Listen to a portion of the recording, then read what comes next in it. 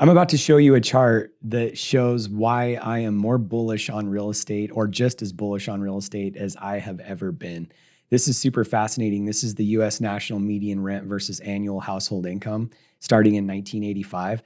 And what's crazy about this, when you watch this chart and you see the skyrocketing of rents as a percentage, it's just crazy. And then you look at the household income and the rise of household income over time, the rents versus income are just way outpacing. And there's a lot of people online right now that are, talking about this from a perspective of this is why you need a side hustle and everything else. But this chart shows me why we should be investing in real estate, because even when there's a real estate correction, like in, 1994, 95, 2000, the dot-com bubble, during the financial crisis, yes, rents corrected a little bit, but compared to the percentage of increase, it was just a little blip. That dip's just a little tiny blip, and it just keeps skyrocketing. So I'm bullish on real estate long-term because the reality is real estate prices just keep going up and rents just keep going up while household income stays flat. And you might be saying to me, well, Mike, how are people going to afford this? I'll save this for another video. But at the end of the day, I do believe that we're going into a period of modern monetary theory where people are going to get more and more free money from the government. I'm not saying that's what I want, but it's going to happen. And it's already happening. Pre-COVID, there was a whole bunch of conversations around modern monetary theory. And everybody was like, that'll never happen. Like, it doesn't work. People getting consistent paychecks from the government, it will never happen. And then we go into COVID and nobody was talking about modern monetary theory, but all of a sudden everybody's getting paychecks from the government. And I do believe Elon Musk has said this.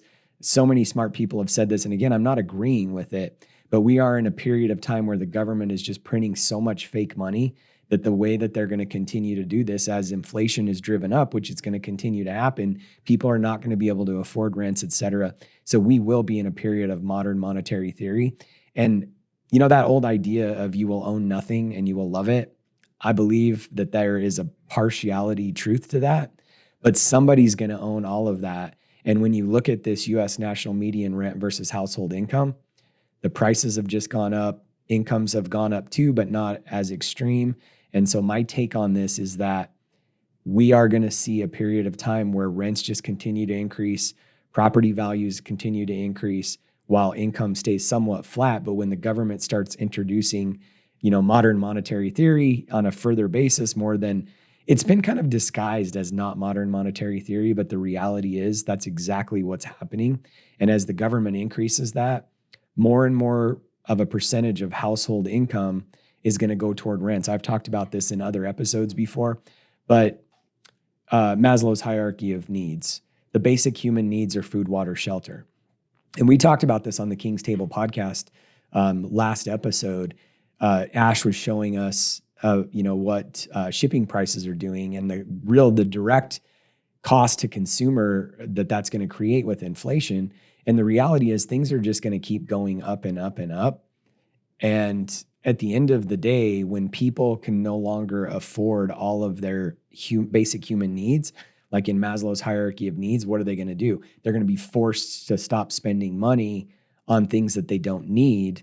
And one of the basic human needs is shelter. And so I think we're going to be moving into an era where I don't want to say Dave Ramsey is right, but Dave Ramsey is right. We need to be focusing on, our core human needs and not necessarily our wants. Now, I don't agree with everything that Dave Ramsey says, and it's good advice for a lot of people, but there does come a period of time where I love my credit cards. I love getting the points. I mean, Karen and I have traveled all over the world because of points, so I'm not going to cut up my credit cards, but we shouldn't be living beyond our means. And so that's what I was referring to with Dave Ramsey is right. And I think we're coming into a period of time where people are really going to start cutting back, and they're not going to cut back on their shelter needs. Now, they might downsize. They might move into a cheaper apartment. We're going to see some of that happening. And this is why I love the manufactured housing space, by the way, because as my partner used to say, and I don't really like this, the way that it was said, but when you move from a class A apartment to a B, or you downsize your house and you need to sell your house, like mobile home parks are kind of one of the lower affordability price points. And if people can't afford $400 a month of lot rent. If people can't afford a $900 house payment for a brand new 3-bedroom, 2-bath house, then they don't have a lot of other options other than to, let somebody move in with them, get a roommate, move in with their parents, move in with their children if they're older. So this is why I love affordable housing, because again, I'm not saying that people don't need to downsize their housing, but I think that housing, the basic human need, is going to be one of the last things that people cut. And so again, just to wrap this up, going back to the, national median rent versus household income, this is a really telling chart on why you should continue to invest in real estate and why I'm going to continue to invest in real estate.